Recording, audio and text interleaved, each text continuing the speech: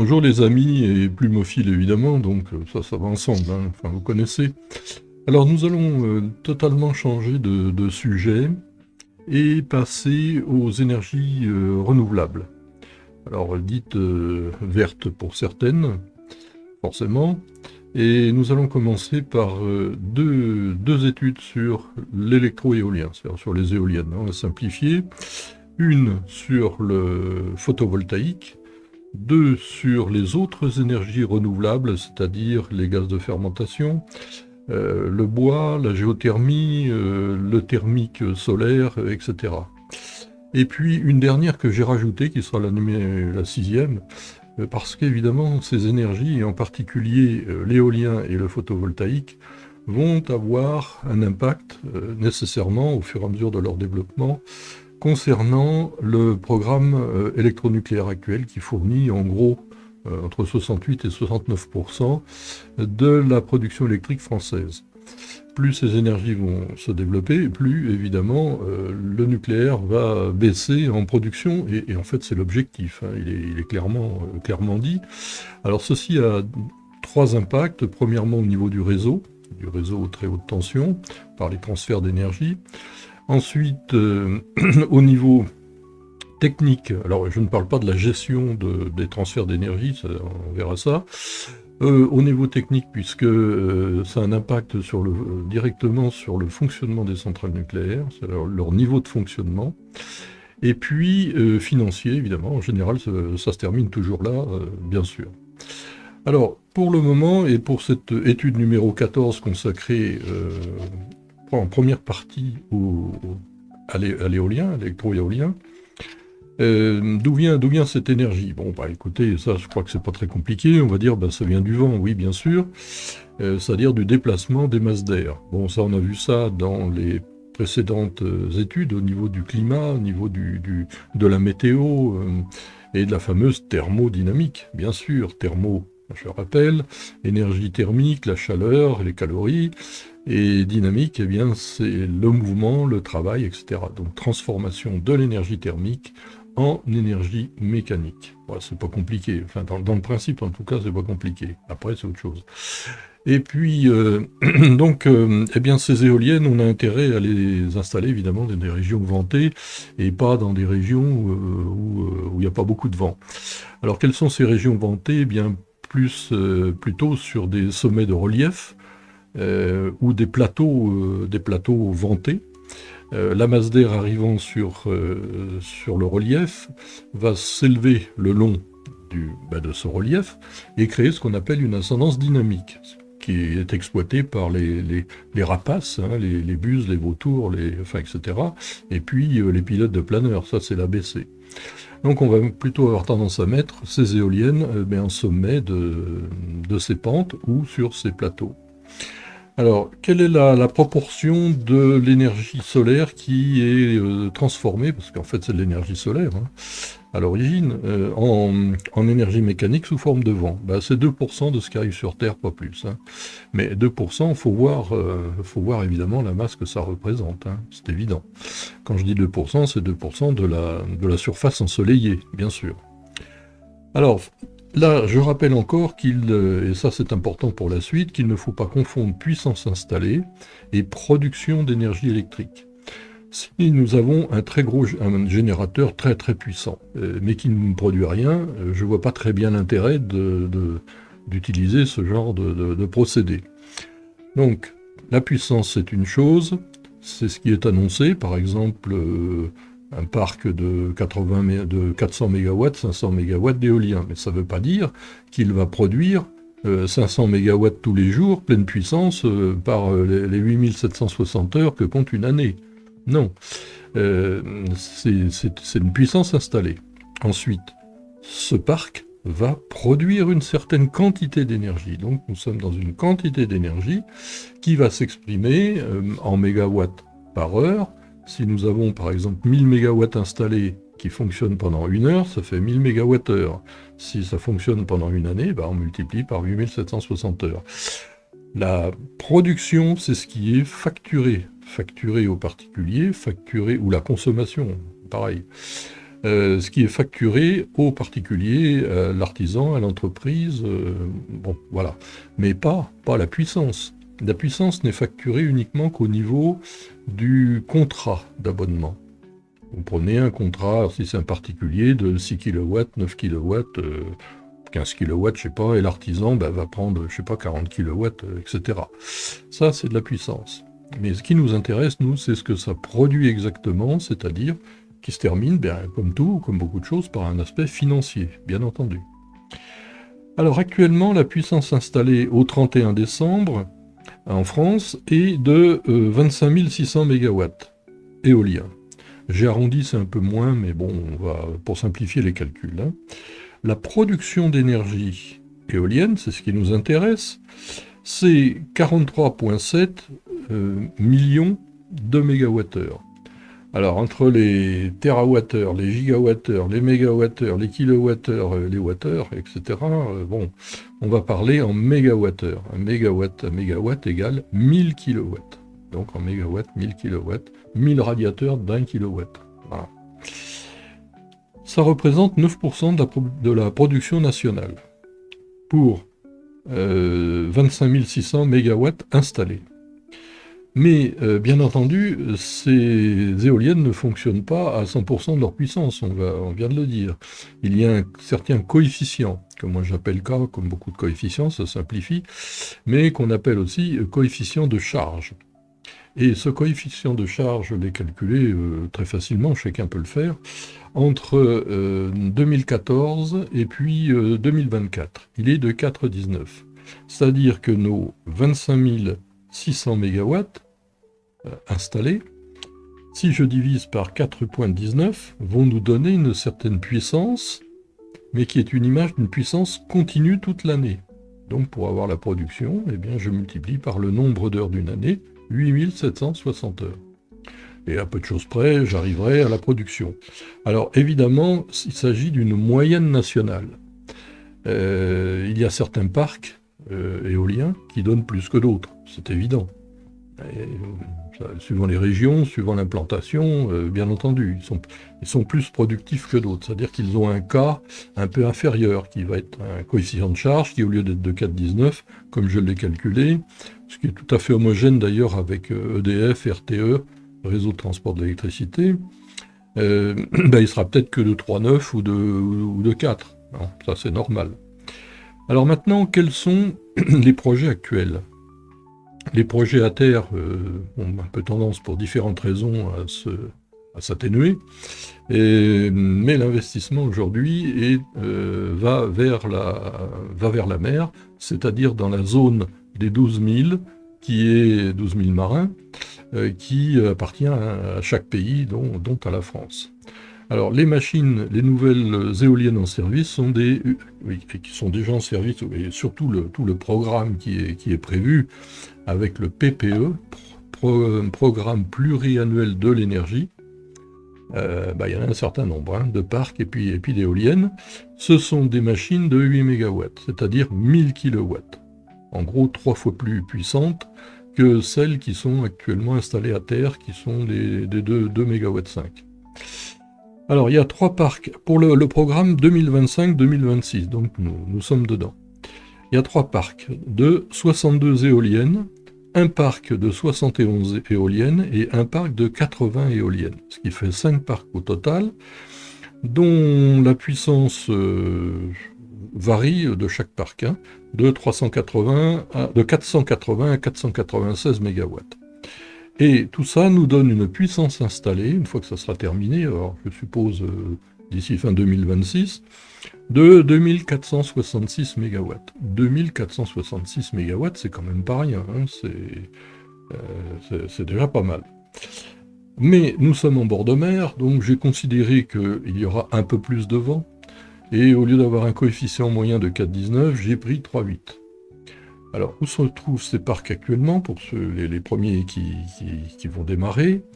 Eh bien, c'est Courseulles-sur-Mer, c'est-à-dire au nord de Caen, dans la mer, au nord de Caen. Le Tréport, un peu plus au nord, puis il y en a un autre, je ne sais plus, je l'ai plus en tête. Ce qui va nous donner, avec notre K, notre coefficient de charge de 3,8, Dans la réalité, 650 MW. Nous passons donc de 2466 à 650 MW, mais en puissance continue, comme si c'était une puissance continue toute l'année. Il faut donc multiplier par 8760 heures, qui est le nombre d'heures dans une année. Ce qui nous donne une production estimée pour ces 5 parcs, de 5,7 multiplié par 10 puissance 6 MWh, c'est-à-dire 5,7 millions de MWh. Bon, ça paraît quand même déjà assez correct. Mais il y a notre fameux coefficient K entre deux, quand même. Hein. Alors, je donne un premier exemple. Alors, dans ces exemples, je ne donne pas de nom, parce que ça n'a aucun intérêt. Nous ne sommes pas là pour faire, je dirais, entre guillemets, de la politique. Nous sommes, n'est-ce pas, des techniciens qui cherchons à comprendre, à s'instruire, etc.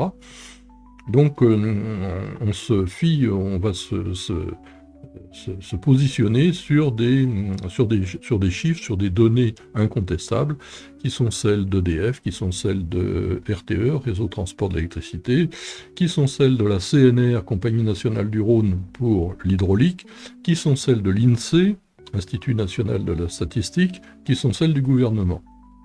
Voilà. Pas sur des sites qui sont des copies de copies de copies de copies. Ça, alors là, on voit des choses assez étonnantes. Alors, premier exemple. Donc, retour sur image réelle. Production électronucléaire, uniquement électronucléaire en 2025, 373 TWh, ce qui nous donne 373 millions de mégawattheures. Entre les deux, il y a un petit exposant. Hein. Donc 373 millions de mégawattheures. Si nous voulons transférer à l'éolien 30% de cette puissance. Je rappelle quand même que c'était l'objectif annoncé il y a quelques années. Hein. Donc 30% de la production électronucléaire, mais en éolien. Que cela représente-t-il ? Eh bien, ça représente 112 millions de mégawattheures à fournir par l'éolien. 112 millions de mégawattheures. Alors, on a vu que la production d'une éolienne de 8 MW, avec un K, alors je dis K plutôt que coefficient de charge, ça va plus vite, c'est 18 442 MWh. Une éolienne de 8 MW fournit 18 442 MWh. Alors tout ça, c'est moyen, bien sûr, ça dépend des années, ça dépend, mais c'est un ordre d'idée qui est tout à fait sérieux. Alors quel est le nombre d'éoliennes à construire de 8 MW, 8000 kW, pour compenser nos 30% de production d'énergie électronucléaire ? Eh bien, il nous en faut 6087. 6087, plus, alors j'ai compté 5% en entretien, ou sur des pannes de petits incidents, enfin bon, rien de grave, mais bon, voilà, ça fait partie de la vie d'une machine, quelle qu'elle soit. Eh bien, on passe déjà à 6371 éoliennes. 6371 éoliennes. Alors, ce qui veut dire que le nombre de parcs de 80 MW, c'est ce qui est prévu pour le PPE3, Programme pluriannuel de l'énergie, eh bien, ça fait 80 parcs. 80 parcs autour de la France. Mais sachant que ces éoliennes de 8 MW, alors, je leur donne une durée de vie de 30 années. La durée de vie, il y a encore une décennie, était de 25 ans.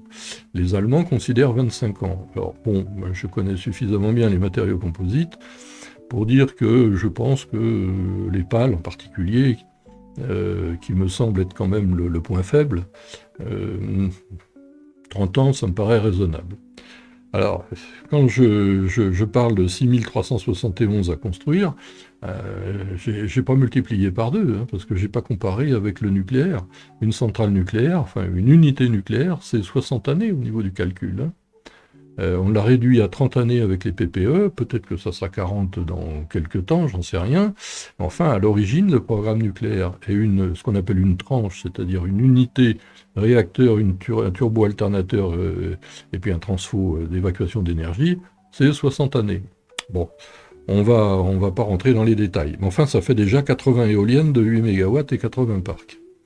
Second exemple, là, toujours en 2025, la production en France est de 544 TWh, c'est-à-dire 544 millions de mégawattheures. Pas rien déjà. Hein. Si nous voulons maintenant transformer ou produire 30% en éolien de cette production annuelle de 2025, eh bien ça fait 163 millions de mégawattheures, 30% de la production française. Production d'une éolienne, on l'a vu, avec un cas que j'ai mis à 3,8, puisque nous sommes en bord de mer avec des machines de 8 MW, ça fait 18 442 MWh. Ça, c'est la production d'une éolienne. Le nombre d'éoliennes à construire pour compenser les 30% de la production française, c'est 8849 plus nos 5%, on est à 9300 éoliennes de 8 MW.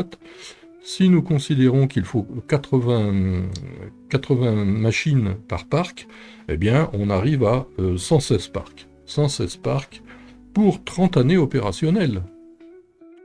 On n'est pas à 60 comme avec le nucléaire.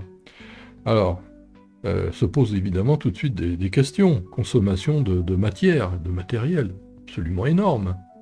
L'environnement visuel. Et là, une petite réflexion parfaitement perfide, mais bon, ça reste une boutade quand même, hein, et qu'on peut se poser. Bon, à la dernière guerre, les nazis ont construit le mur de l'Atlantique, c'est-à-dire des bunkers. Je me demande si on n'est pas en train de reconstruire le mur de l'Atlantique, mais avec des éoliennes. Imaginons, même si c'est que 80 parcs, surtout les côtes françaises les plus vantées, ça surprend un peu. Et puis, alors derrière tout ça, il y a une chose dont on ne parle jamais, c'est que les éoliennes les plus anciennes, c'est-à-dire celles qui tournent actuellement, qui vont de 650 kW, c'est-à-dire 0,65 MW, jusqu'à 2,5, mais elles vont arriver à bout de potentiel dans les années qui viennent. Il va falloir les remplacer. Les remplacer, mais ça représente quoi ? Là aussi, c'est quelque chose d'extrêmement important. Et je ne peux pas faire le calcul puisque je ne connais pas celles qui vont s'arrêter. Alors quel est le nombre final ? On pose la question. Alors quelles sont les conséquences ? C'est évidemment une consommation de matière extrêmement importante. Et de matière largement importée. Acier, pétrole, pour les pales, on le reverra après. Les pales, mais il y a les peintures, il y a les huiles pour les multiplicateurs, etc., etc. Les mousses synthétiques pour les pales, et autres. La déconstruction petit à petit des parcs les plus anciens, des éoliennes les plus anciennes. Il va être intéressant de voir ce qu'elles vont devenir. Va-t-on reconstruire de nouvelles éoliennes pour compenser, ou va-t-on pouvoir utiliser à nouveau les massifs en béton armé, les mâts peut-être, et puis ne changer que la partie mobile. Je n'ai pas la réponse. J'ai eu une réponse il y a quelques années en suivant un forum sur le sujet où il était clairement dit que non, on remplaçait tout et c'était pas récupérable. Là, ça pose quand même d'autres questions. Et on sait déjà que certaines entreprises, certains circuits financiers, parce que ne soyons pas non plus hypocrites, ça se termine toujours par de la finance, hein, eh bien, on était déjà en train d'imaginer les chiffres d'affaires, les bénéfices, etc., sur le remplacement des éoliennes. Alors, que sera le remplacement de celles en mer ? Là, je n'ai pas de réponse. Alors les transports à la fois maritimes et terrestres incessants, et je rappelle encore que les gros bateaux qui transportent tout ça, que ce soit le charbon, le pétrole, les minerais de fer, minerais de cuivre, parce que le cuivre, ça va être des consommations absolument énormes. Il y a des gens qui ont fait déjà des calculs là-dessus, bon, je ne les ai pas faits, je ne les ai pas vérifiés, donc je ne veux pas en parler. Enfin, c'est gigantesque. Donc les moteurs de ces bateaux qui font 40-50 000 chevaux, voire plus, ne fonctionnent pas à l'eau minérale bio. Hein. Donc tout ça, il faut quand même en tenir compte. Hein. Le financement de telles constructions et déconstructions, bien sûr, et l'impact environnemental, dont la pollution pour la fabrication des composants, bien sûr, les usines sidérurgiques par exemple, raffineries pour le pétrole, etc. Leur transport et la construction incluant le recyclage. Le recyclage, on va en reparler un petit peu après aussi. Alors l'illustration, prenons un TGV double rame, train grande vitesse, entre Paris et Lyon. Un double rame, ça veut dire 8,5 MW, 8500 kW par élément, il y en a deux, ça fait 17 MW de puissance nécessaire pour rouler à 320 km/h. Ça représente 2,12 éoliennes de 8 MW. Bon, c'est pas méchant, on est sauvé. Oui, sauf que il faut pas oublier notre coefficient K de 3,8. Et là, on va passer à 8 éoliennes. Bon, c'est déjà plus la même chose. Et l'autre question qui se pose, c'est combien de TGV circulent en France à chaque instant? Certainement plusieurs centaines. Et puis également toutes les motrices électriques pour les trains de passagers, les trains de marchandises, etc. Donc ça représente évidemment un besoin, c'est-à-dire une consommation extrêmement importante. Et à tel point d'ailleurs qu'avant la nationalisation des anciennes compagnies, donc pour créer la SNCF en janvier 1938, eh bien, ces anciennes compagnies, qui étaient en particulier la Compagnie du Midi, assez motrices, hein. Le PLM, Paris-Lyon-Marseille, le PO, Paris-Orléans, mais en fait qui descendait jusqu'à Bordeaux, eh bien, avaient construit des centrales hydrauliques déjà dans les Pyrénées, dans le Massif central, pour alimenter l'électrification petit à petit de leur réseau.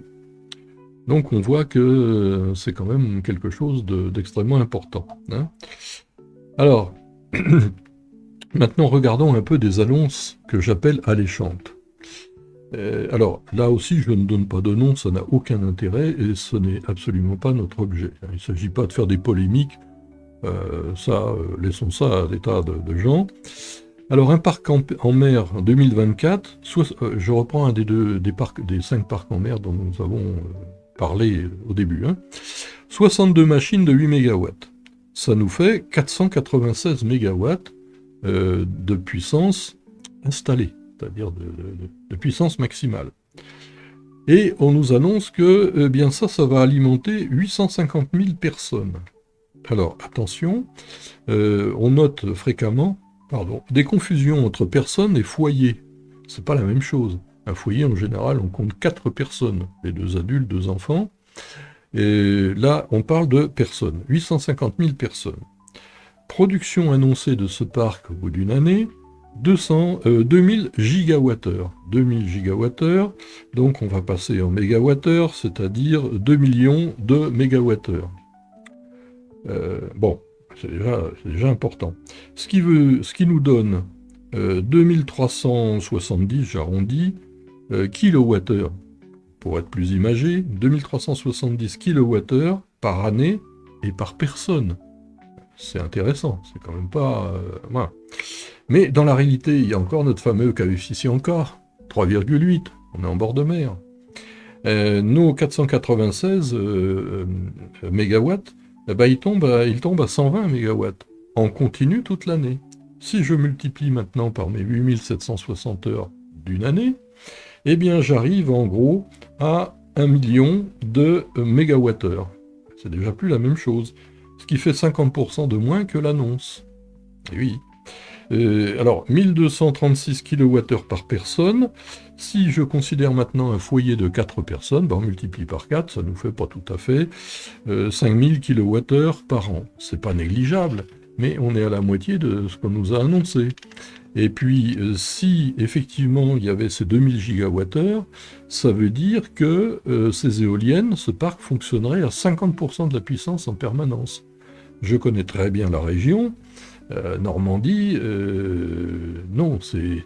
Bon, il y a un peu plus de vent, c'est sûr, que dans le Massif central ou ailleurs, mais enfin, c'est pas la tempête en permanence, faut pas non plus exagérer. Et même si on est en mer, il est effectif qu'il y a moins de freinage aérolique de la masse d'air que sur Terre, où on va trouver des forêts, on va trouver des constructions, on va trouver un tas de choses, des reliefs. Là, il est vrai que le vent souffle plus régulièrement. Mais enfin, de là à diviser par deux, ça me paraît quand même un peu, enfin un petit peu beaucoup, quoi, hein. Alors, il y a de très nombreux autres exemples idem. Confusion entre la puissance installée que l'on annonce. On va vous dire, ah, on a installé 50 MW d'éoliennes, ça va faire tant de personnes. Très bien. Mais on ne parle pas du coefficient K. Si on est à terre, c'est 4,19 de 2014 à 2024. Ça n'a pas dû beaucoup changer depuis. On ne vous dit pas non plus combien par personne. Donc là, c'est quand même un peu douteux. Dans l'exemple précédent, on annonce quand même une production estimée et tant par personne. Donc je dirais que c'est un côté quand même plus honnête. Même si dans la réalité, à mon sens, c'est pas ça. Voilà. Donc ne confondons pas encore puissance installée et production, hein, ou consommation. Alors, l'exploitation de l'énergie éolienne, il y a des avantages, bien sûr, il faut pas les... faut rester très pragmatique, hein. L'énergie renouvelable gratuite, c'est absolument vrai. Transformation directe de l'énergie mécanique en électricité, oui, ce qui nous donne, puisqu'on ne passe pas par la chaleur, il n'y a pas le fameux rendement de Carnot dont je vous ai déjà parlé, dans les études sur la météorologie et le climat, etc. Eh bien, on va transformer donc de l'énergie mécanique en une autre énergie mécanique qui va être avec un rendement qui est de l'ordre de 80% sorti au niveau de l'électricité, au niveau de la production d'électricité. C'est pas mal, hein, quand même, 80%. L'impact au sol, bon, il est quand même limité, il ne faut pas non plus exagérer, on peut quand même cultiver autour des éoliennes, même si des engins au-dessus de la tête qui vous tournent, bon, mais bon. Il y a une faible pollution aérienne.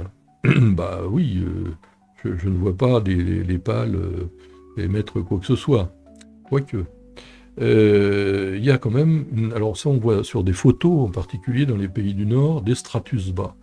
Stratus bas, c'est-à-dire des brouillards. Alors ça vient de quoi? Ben, tout simplement que l'énergie mécanique que l'on va enlever à la masse d'air va se traduire par un refroidissement. Et suivant les conditions météo, pression atmosphérique, humidité, ben on va tomber dans ce qu'on appelle le diagramme de Molly, mais on va pas rentrer là-dedans. Et on va avoir création de brouillard, de stratus bas, il y a de très bonnes photos là-dessus. C'est un phénomène à la fois naturel, bon, alors un peu artificiel, parce que si les éoliennes n'étaient pas là, bah, il n'y aurait peut-être pas de brouillard, je suppose. Enfin, voilà, c'est un phénomène naturel. Et puis, alors bon, dans les inconvénients, on verra après. La préparation en usine, tout ça c'est préparé en usine, bon, bah, voilà, donc on amène ça localement, encore avec des transports, bien sûr, pas perdre de vue tous les transports, hein. C'est pas négligeable. Rapidité de construction locale. Tout à fait vrai, c'est indéniable. Alors, parmi les inconvénients, il y a une faible production d'énergie électrique. On est de l'ordre de entre 20 et 22% par rapport à la puissance installée. C'est quand même pas terrible, hein. D'où le nombre d'éoliennes qu'il faut installer, mais à chaque fois on consomme de la matière, on consomme du pétrole, on consomme des aciers, etc., etc. Alors, c'est peu sensible à la puissance installée, évidemment. Ce qui va améliorer le fameux K, le coefficient de charge, c'est pas le nombre d'éoliennes ni leur puissance. Ce sont les conditions aéroliques, c'est-à-dire les conditions d'énergie du vent, de la masse d'air.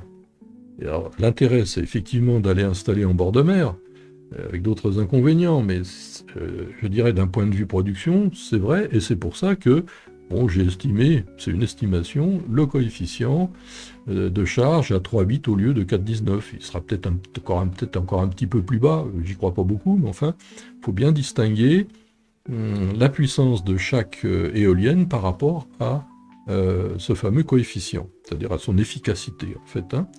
Alors, c'est une production aléatoire, bah oui, c'est ça, hein. D'où les problèmes de gestion du réseau électrique derrière. L'esthétique est discutable si nombreuses éoliennes installées. Bon, personnellement, je trouve qu'il y a quand même une recherche d'élégance sur le design, comme on dit en français, New Look. Bon, Ça va pour quelques éoliennes. Maintenant, quand vous avez un parc de 80 et que l'on verra de toute façon depuis les plages, et ça, s'il y en a une centaine comme ça, plutôt concentré évidemment sur les parties ventées, c'est-à-dire mer du Nord, Manche, et puis Atlantique, peut-être jusqu'à la Loire, après je ne sais pas. Bon, la question se pose quand même, hein. Alors, l'impact visuel, bien sûr, sur les sommets, en particulier en France, hein, enfin, en France, sur le sol, sur les sommets de collines et autres. Je connais quelques endroits où vous avez une vingtaine d'éoliennes alignées, alors que ces sommets de collines, Préalpes et début du Jura, que j'ai connus où il n'y avait rien, quand même pas, c'est pas terrible, hein, quand même, hein. Bon, enfin voilà. Alors l'impact sur la faune, oui, faut quand même y penser à ça, on n'en parle pas beaucoup, mais quand même, enfin, sauf les associations de défense des animaux. Et puis l'impact aérien. Alors, sur l'impact en particulier visuel, il y a quelques années, j'ai connu, sur certains endroits où j'ai habité, enfin pas loin, des arrêtés préfectoraux pour interdire l'installation de certains parcs éoliens sur des sommets de collines. Pourquoi? Parce que on avait des villages classés et c'était des endroits touristiques. Bon, ça, oui.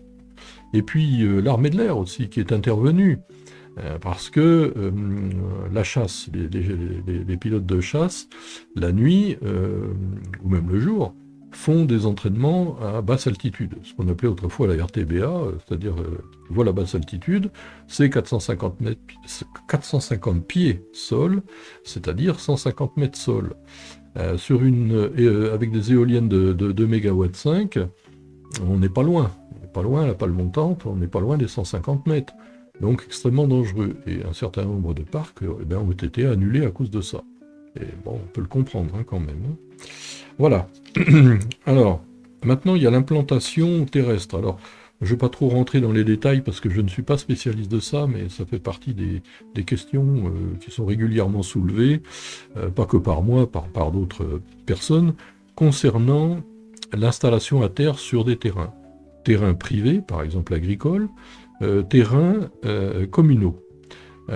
Ce sont des entreprises privées, les investisseurs, pas l'oublier.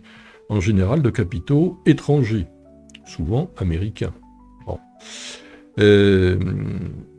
Ces contrats, moyennant finance, sont des contrats de location du terrain. On n'achète pas, les compagnies n'achètent pas 50 hectares ou 100 hectares de terrain. Non. C'est une location. Et se posent évidemment diverses questions. Alors, moyennant indemnité, bien sûr, donc les propriétaires sont très heureux, ou les communes sont très heureux, c'est même assez substantiel. Mais que se passe-t-il au bout de 30 ans? La compagnie qui a investi, la société, peut très bien avoir revendu. Et puis la suivante avoir aussi revendu, et puis à la fin, quand on arrive aux 30 ans, bah là, comme par hasard, ils ont disparu. Alors, qui finance la déconstruction? Et puis, si c'est une commune, des terrains communaux, c'est pareil, qui finance la déconstruction, d'autant plus que ceux qui auront signé le contrat d'achat, c'est-à-dire la liste électorale ou la commune qui aura, le conseil municipal qui aura signé le premier contrat, ne sera certainement pas le même au bout de 30 ans. Alors tout ça, c'est beaucoup de questions qui se posent à ce sujet. Bien sûr. Alors, on aura peut-être quelques réponses, d'ailleurs, avec le début de la déconstruction des éoliennes qui vont arriver à bout de potentiel dans les années qui viennent. Bon. Alors,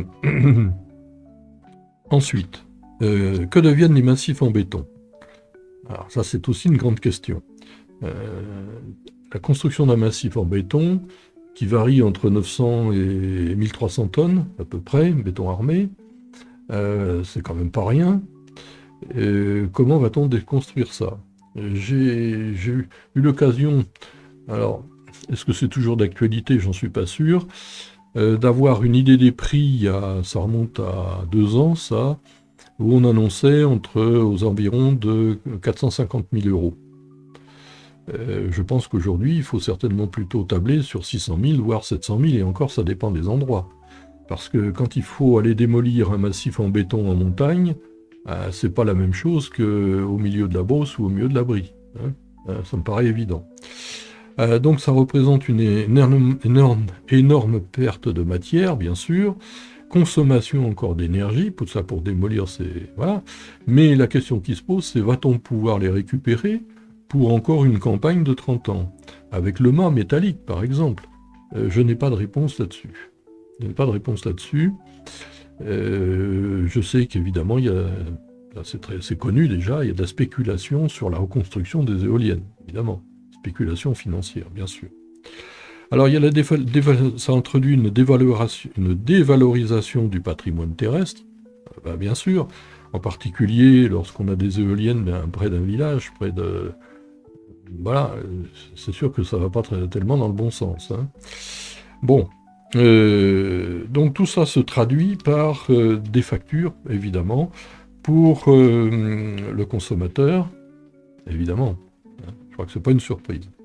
Alors maintenant, l'écologie. Bon, il y a les terrassements. L'écologie, c'est quand même un sujet important.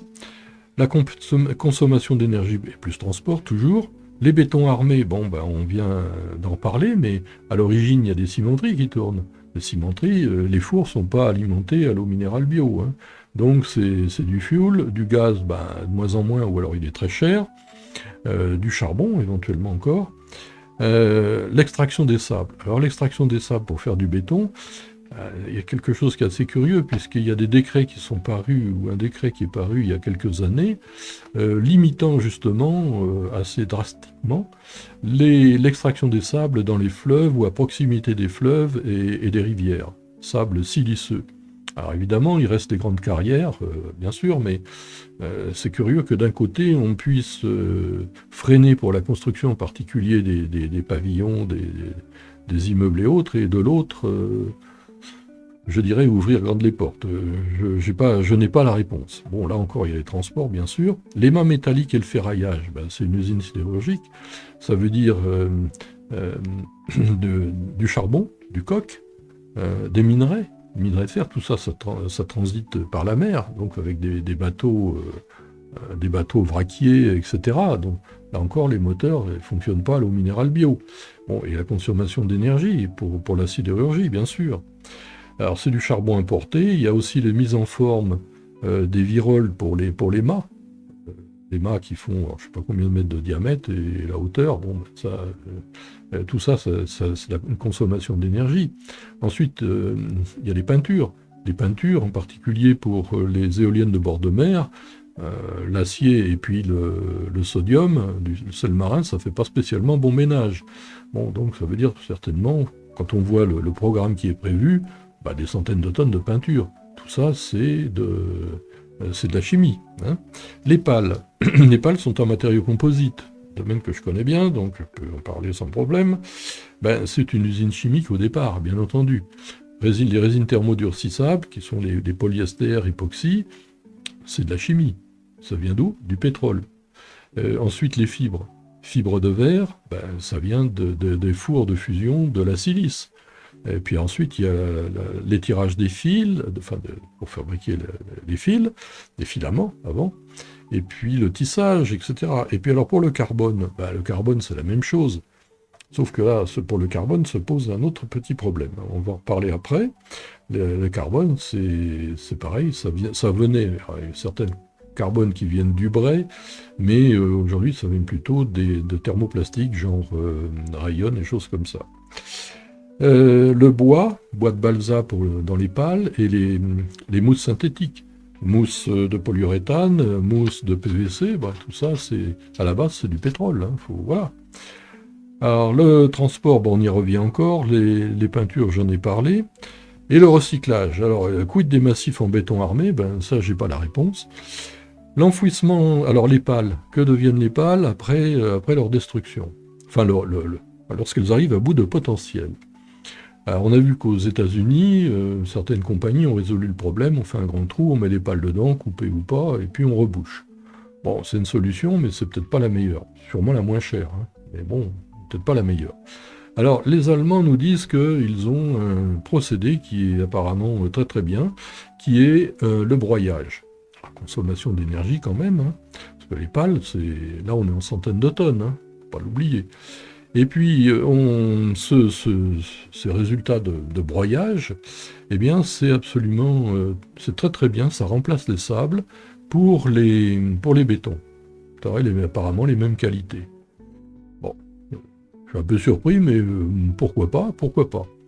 En revanche, ce qui me gêne un peu plus, sont les fibres de carbone.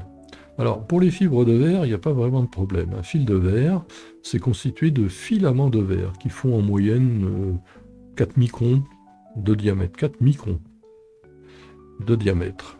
Et puis, avec ça, on va faire un fil de verre. Et on va le tisser en tissu ou autre chose. Ces filaments de verre, lorsqu'on utilise des tissus de verre, ça pique un peu, etc. Mais je dirais que ça va pas très loin, ou l'entrée des trous de nez. Mais ça va pas très loin, et en général, ça n'arrive pas aux poumons. Et même si ça arrivait, les enzymes du corps, en général, détruisent le verre. C'est très fin, donc voilà. Bon, je ne connais pas en tout cas, alors je ne dis pas que ça n'existe pas, mais je ne connais pas d'incident avec la fibre de verre. En revanche, avec le carbone, ça me paraît quand même différent. Alors, je ne vais pas trop m'aventurer, je ne suis pas médecin, je ne suis pas chirurgien ni quoi que ce soit, mais je me dis la chose suivante. Les filaments de carbone, c'est 2 micromètres, 2 microns, 2 millièmes de mètre, millionnaire, pardon. Le diamètre des bronchioles, c'est-à-dire qui permettent d'accéder aux alvéoles pulmonaires, c'est 2 microns également.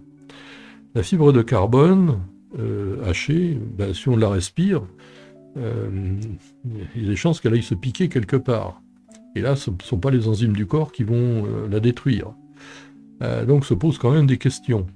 Alors, le broyage, bon, pourquoi pas, mais il faudrait être sûr qu'il n'y a pas dans le temps d'érosion des bétons ou parce que c'est pas forcément destiné qu'aux massifs je suppose, c'est pas forcément destiné uniquement qu'aux massifs d'éoliennes. Ça peut être fait aussi pour d'autres choses. Et il paraît que dans le goudron, pour faire des bitumes, des enrobés, des choses comme ça marche très bien aussi. Oui, mais enfin, je me pose quand même une question de savoir, de connaître le devenir d'éventuels éléments de filaments de carbone, de poussière de carbone qui vont se retrouver dans l'air. Je ne veux pas aller plus loin, il ne s'agit pas d'ouvrir des polémiques ni quoi que ce soit, c'est une question quand même que je me pose. Alors la refonte des mâts métalliques, que deviennent les peintures? Oui, quand les mâts métalliques vont arriver dans les fours Martin de l'usine sidérurgique, les couches de peinture, je ne crois pas, je ne pense pas qu'il y ait une filtration particulière des fumées émises. Alors, il y en a une, mais je veux dire, je ne pense pas qu'on aille dans le détail. Alors, la question reste encore posée. Voilà. Alors, je m'étais amusé, entre guillemets, mais je ne vais pas rentrer dans ce détail parce que ça nous emmène trop loin. Pour revenir sur les bétons, j'avais fait un petit calcul de comparaison avec un barrage hydroélectrique qui est Génissia.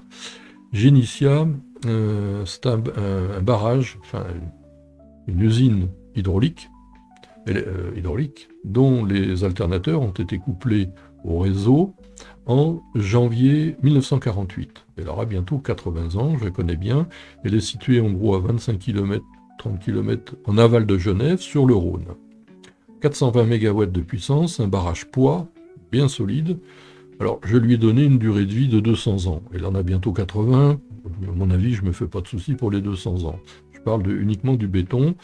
420 MW qui ont nécessité 1 294 000 tonnes de béton. J'ai fixé sa durée de vie à 200 années. Bon, alors, on sait que le coefficient, alors je l'ai lu dans les statistiques d'EDF, un coefficient de charge de 42%. Bon, c'est en gros le double des éoliennes. Alors, je ne vais pas rentrer dans les détails, j'ai fait un comparatif entre les massifs en béton euh, des éoliennes, et puis Génitia. Alors on arrive à des choses assez stupéfiantes. En gros, hein, je donne le résultat.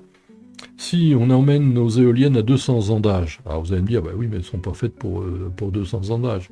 Oui, mais il faut pas comparer une petite voiture avec une plus grosse. Hein. Si Génitia fonctionne pendant 200 ans, ce que je pense, ça veut dire que nos éoliennes auxquelles on donne 30 ans de potentiel, ben, seront remplacées, reconstruites, etc., pour arriver jusqu'à 200 ans. Alors, je ne sais pas si exactement ce qu'on va récupérer, est-ce que les massifs en béton pourront être récupérés? Ça m'étonnerait beaucoup qu'ils tiennent 200 ans. Peut-être une campagne de plus de 30 années, mais j'ai quand même quelques doutes. Enfin, on arrive comme ça à environ 1,82, c'est-à-dire presque 2 fois plus de béton pour l'éolien que pour le barrage de Génitia et ses 200 ans d'âge. Tout ça à cause évidemment du renouvellement des éoliennes, renouvellement incessant. Voilà. Alors on pourrait faire le même calcul pour une centrale électronucléaire, c'est-à-dire une tranche, une unité. Par exemple, un 1370 MW, là, 1300 MW, uniquement qu'une seule tranche, c'est-à-dire réacteur, générateur de vapeur, groupe turbo-alternateur, on appelle le GTA, groupe turbo-alternateur, le transfo élévateur de tension. Voilà. Et si l'on considère uniquement le béton nécessaire pour ça, et puis les masses d'acier, pour la cuve, les tuyauteries, enfin la turbine et tout. Mais là, quand on regarde la production durant ces 60 années théoriques d'un tel groupe par rapport à l'éolien, mais on est carrément sur une autre planète. Là. Voilà. Bon, je vais arrêter là. J'espère que ça vous aura intéressé. C'est vrai qu'il y a quand même un certain nombre de questions à se poser, sans pour autant faire des polémiques, mais il est toujours intéressant d'apporter des éléments. Alors, il y a beaucoup de livres qui ont été écrits là-dessus, et je n'ai rien à leur dire, au contraire. Et donc pour la semaine prochaine, ce sera la partie numéro 2, où là nous parlerons davantage de finances, et nous verrons là encore que l'éolien, je suis désolé, mais n'est pas compétitif. Par rapport à la production, hein, toujours. Et puis ensuite, eh bien, nous parlerons du photovoltaïque, comme je vous l'ai dit précédemment. Voilà, j'espère que cette vidéo vous aura intéressé, que vous saurez mettre tous les pouces qui vont bien, la petite cloche pour être informé, vous abonner bien sûr, parler de la chaîne autour de vous, elle est en train de bien démarrer, c'est motivant, ça fait plaisir. Et les échos que j'ai montrent que les sujets sont intéressants. Faire un peu du technique, pas de la politique, politicienne surtout pas, mais du technique, expliquer, voilà, je pense que... Alors déjà, évidemment, c'est quelque chose qui me plaît, ça c'est certain, hein, sinon je ne le ferais pas, mais je pense que c'est très utile, et les échos que j'ai, eh bien, montrent que ça a de l'intérêt. Voilà. Alors après, eh bien, donc n'oubliez pas de vous abonner, d'en parler autour de vous, je le répète. Si vous voulez nous aider, eh bien, il y a Tipeee pour ça. Sponsoriser la chaîne, bien sûr, ou le site internet, être annonceur sur le site internet. Et je vous rappelle que chaque vidéo est accompagnée d'un petit document, plus complet en général que ce que je peux apporter à l'écran. Sans oublier quand même que ces petits documents peuvent avoir quelquefois 2 ou 3 années de retard par rapport à ce que j'expose ici. Le fond reste de toute façon parfaitement juste, simplement les résultats peuvent varier un peu, bah oui, parce que les choses évoluent, et je ne peux pas mettre 40 ou 50 documents à jour en permanence, ça c'est pas possible, j'ai quand même besoin de me reposer aussi. Alors, vous avez le site internet pour tout ça, www.laplumedutemps.com, et puis plus complet, c'est gratuit, sous réserve de valider les conditions générales. Tout est gratuit, il n'y a aucun problème, y compris les livres que j'ai mis sur le site. Alors ce petit document, le voilà, c'est que ça ne brille pas, et que nous dit-il? Énergie renouvelable, vrai progrès ou autre chose, point d'interrogation. Énergie électro-éolienne. Et puis vous aurez la même chose pour le photovoltaïque, donc il va se retrouver en ligne assez rapidement. Après la deuxième partie de l'éolien. Voilà, Eh bien écoutez, je vous dis à la semaine prochaine, et puis merci pour votre fidélité bien entendu, et d'ici là, portez-vous bien.